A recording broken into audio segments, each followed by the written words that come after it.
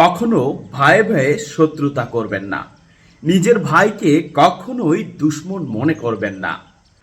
যদি আপনি আপনার নিজের ভাইকে দুশমন মনে করেন, তাহলে কিন্তু আপনার ওই ফ্যামিলিতে তৃতীয় কোনো পক্ষ বা অন্য কেউ প্রবেশ করবে। আর আপনার ফ্যামিলিতে তৃতীয় পক্ষ ঢোকার পরে আপনি দেখবেন আপনার ভাই ভাইয়ের যে সম্পর্কটা সেটা অনেকটাই নষ্ট হয়ে গিয়েছে। দুইজনের মধ্যে দ্বন্দ্বের সৃষ্টি হয়ে গিয়েছে। একটা কথা মনে রাখবেন, ভাই ভাই যদি আপনারা মিল থাকতে পারেন, তাহলে দুনিয়ার কোনো শক্তি আপনাদেরকে কখনোই ক্ষতি করতে পারবে না।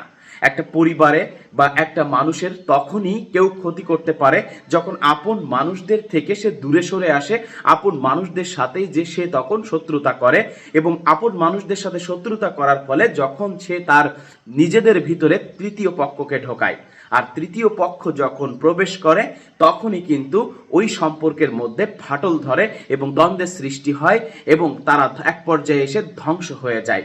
তাই কখনোই নিজের রিলেটিভ বা ভাই ভাইয়ের মধ্যে শত্রুতা করবেন না। সবসময় নিজেদের মধ্যে মিউচুয়াল সম্পর্ক গড়ে তুলুন, তাহলে দেখবেন নিজেরা অনেক শক্তিশালী থাকবেন। আপনাদেরকে কেউ কখনো পরাজিত করতে পারবে না, আপনাদেরকে কেউ কখনো ক্ষতি করতে পারবে না।